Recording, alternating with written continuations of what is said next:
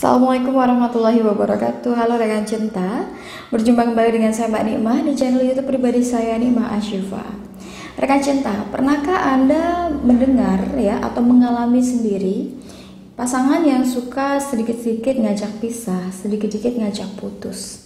Sebenarnya kalau misalkan Anda atau orang tersebut ya suka sekali mengancam pasangannya untuk pisah atau putus, ada beberapa hal yang dirasakan oleh pasangan yang diancam tadi.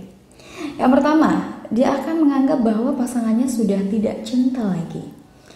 Meskipun itu hanya untuk menakut-nakuti ya, karena dalam hubungan kadang pasangan kita mungkin melakukan kesalahan yang membuat kita akhirnya merasa geram, tidak punya cara lain selain mengancam gitu. Tetapi tahukah Anda bahwa mengancam ini ternyata akan memberi dampak yang sangat negatif sekali. Apalagi kalau dia merasa bahwa Anda sudah tidak lagi mencintai dia. Ini bisa membuat dia akhirnya juga berusaha untuk mengendalikan perasaan cintanya. Walaupun mungkin dia melakukan kesalahan, contohnya gini. Kalau ada laki-laki dan juga perempuan menjalin hubungan nih, si perempuannya tadi ini mungkin orangnya terlalu posesif sehingga membuat si laki-laki tadi tidak nyaman.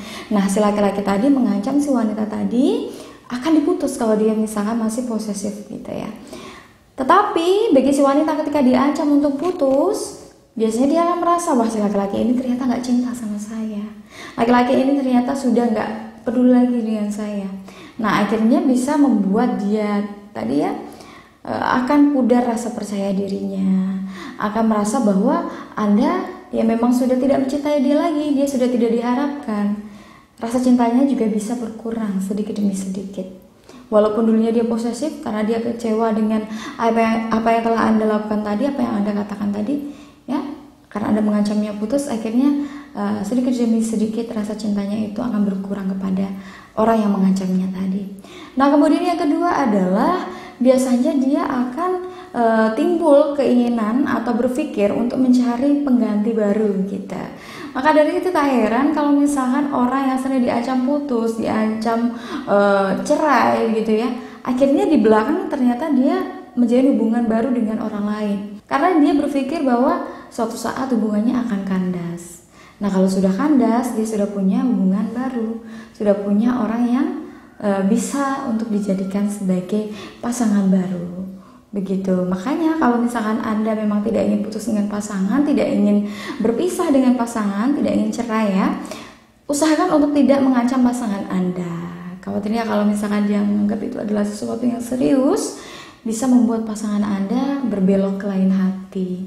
Nah, rekan cinta, kemudian hal ketiga yang biasanya dirasakan oleh pasangan ketika dia diancam putus adalah dia akan merasa putus asa.